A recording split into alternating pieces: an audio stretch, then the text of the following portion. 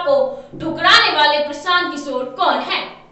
आपको बता दें कि प्रशांत किशोर को राजनीतिक रणनीतिकार और चुनावी जादूगर भी कहा जाता है। वे जिस पार्टी के साथ जाते हैं उसकी जीत करीब करीब पक्की हो जाती है।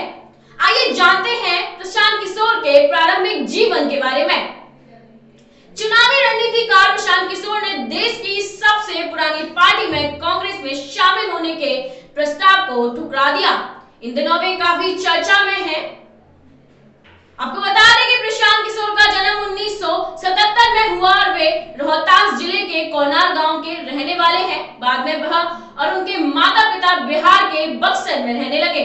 उनके पिता श्रीकांत पांडे बिहार सरकार में डॉक्टर हैं। उनकी मां उत्तर प्रदेश के बालिया जिले की है। उनकी पत्नी का नाम जानवी दास है। वह असम के गुवाहाटी में डॉक्टर हैं। उन्हें एक बेटा है। चूंकि उनके पिता गांव से बक्सर शिफ्ट कर गए थे, इसीलिए उनकी स्कूली पढ़ाई लिखाई बक्सर में ही हुई और फिर इंजीनियरिंग की पढ़ाई करने हैदराबाद चले गए। आपको बता दें कि पब्लिक हेल्थ में पोस्ट ग्रेजुएशन पूरा करने के बाद ट्रेंड पब्लिक हेल्थ एक्सपर्ट के रूप में संयुक्त राष्ट्र में काम करने लगे। उनकी पहली पोस्टिंग आंध्र प्रदेश में हुई और फिर उन्हें पोलियो उन्मूलन कार्यक्रम चलाने के लिए बिहार में ट्रांसफर कर दिया गया था। बिहार में 2 साल काम करने के बाद उन्हें फिर संयुक्त राष्ट्र में भारतीय कार्यालय बुला लिया गया। फिर 2 साल बाद यूएन के संयुक्त राष्ट्र मुख्यालय में बुलाया गया।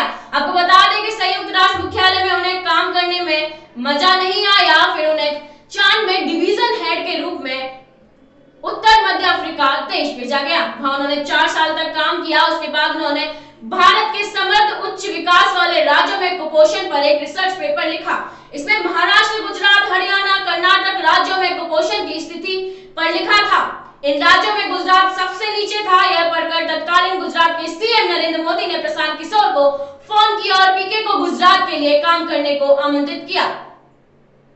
प्रशांत किशोर ने 2013 में सिटीजन फॉर अकाउंटेबल गवर्नेंस या सीएजी की शुरुआत की। उनकी फर्म ने उनके साथ सहयोग करने वाले राजनीतिक दलों को राजनीतिक रणनीति प्रदान करने पर ध्यान केंद्रित किया। उन्हें गुजरात के तत्कालीन मुख्यमंत्री नरेंद्र मोदी का समर्थन प्राप्त हुआ। उसके बाद उन्होंने उनके चुनाव प्रचार की कमान संभाली। उन्होंने नरेंद्र मोदी के नेतृत्व वाली बीजेपी को लोकसभा चुनाव जीतने में मदद की और पार्टी देश में पूर्ण बहुमत के साथ आई।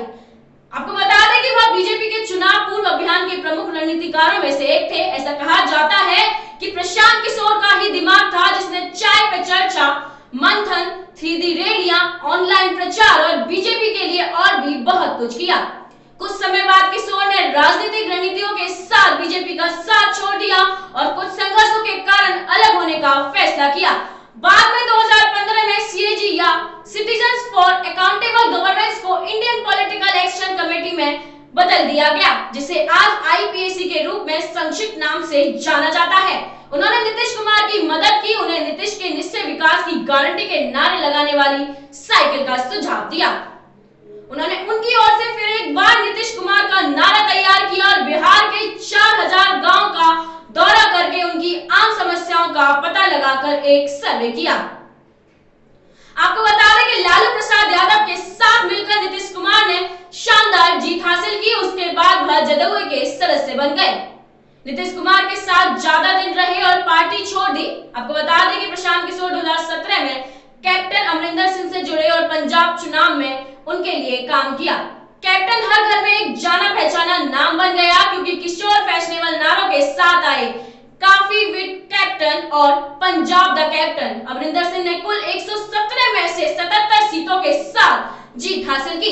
पंजाब के सीएम कैप्टन अमरिंदर सिंह ने ट्विटर पर उनके काम की बड़े पैमाने पर और सार्वजनिक रूप से उनकी सराहना की। इस तरह प्रशांत किशोर का कारभार बढ़ता ही गया। उन्होंने एक समर्पित रणनीतिकार के रूप में भारतीय जनता पार्टी, तृणमूल कांग्रेस, वाईएसआर कांग्रेस, भारतीय राष्ट्रीय कांग्रेस, आम आदमी पार्टी और अन्य जैसे राजनीतिक दलों को मदद करके चुनाव जिताने में मदद की। आज की खास खबर में बस इतना ही। देश दुनिया से जुड़ी खबरों के लिए देखते रहिए एरियल न्यूज। धन्यवाद।